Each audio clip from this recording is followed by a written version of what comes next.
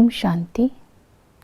20 मार्च 2024 की साकार मुरली से होमवर्क। आज की मुरली से हम लक्ष्य लेंगे, सपूत बच्चा बन भविष्य में ऊंच पद पाने का पुरुषार्थ करना है। सपूत बच्चा अर्थात संपूर्ण पावन विश्व का मालिक।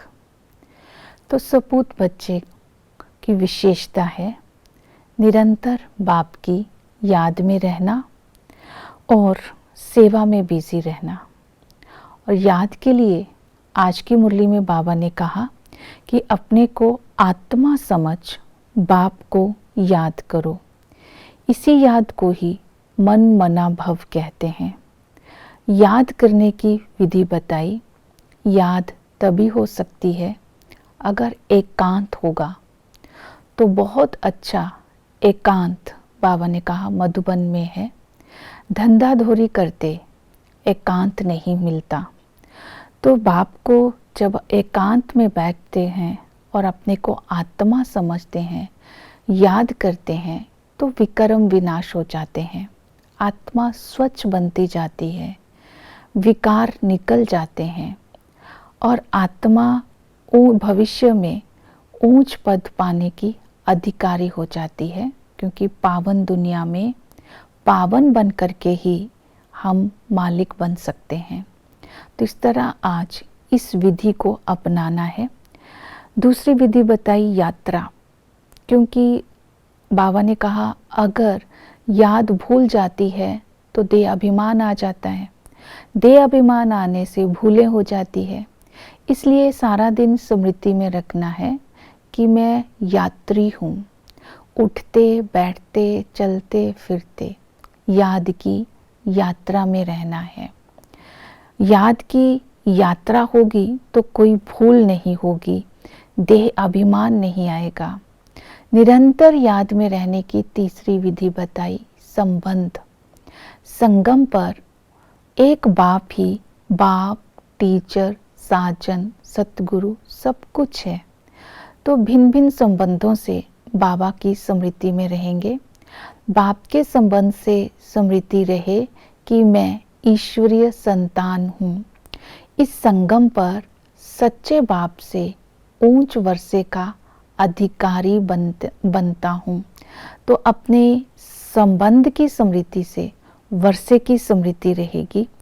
और दूसरा टीचर के संबंध से बाबा हमें ज्ञान सिखाते हैं। वो ज्ञान सागर है जिसमें ज्ञान की लहरें उठती रहती हैं और वो ज्ञान सागर हमें ज्ञान सिखाकर ऊंच पद प्राप्त कराते हैं। तो इस गुप्त खुशी में रहना है, गुप्त नशे में रहना है, फलक में रहना है। उस ज्ञान सागर के हम स्टूडेंट हैं। इसलिए पढ़ाई कायदे से पढ़नी है, पढ़ाई रेगुलर पढ़नी है, पढ़ाई पर अटेंशन देना है।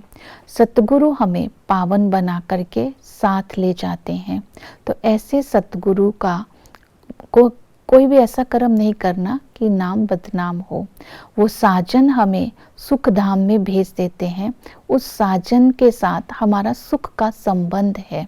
तो बाप, टीचर, सतगुरु, साजन के संबंध से भी हमारी निरंतर याद रहेगी। तो याद करने की दूसरी विधि बाबा ने बताई कि जितना हम आत्माभिमानी होंगे तो निरंतर याद होगी और हमें धारणा भी होगी। जितना याद होगी उतनी पवित्रता की धारणा होगी।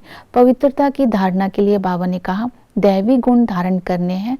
एक दो को दुख नहीं देना है, कांटा नहीं चुभाना है और तकदीर बनाने की तदवीर करते रहना है। काम, क्रोध, लोभ, मोह, अहंकार। काम बड़ा विकार है, क्रोध भी बड़ा विकार है।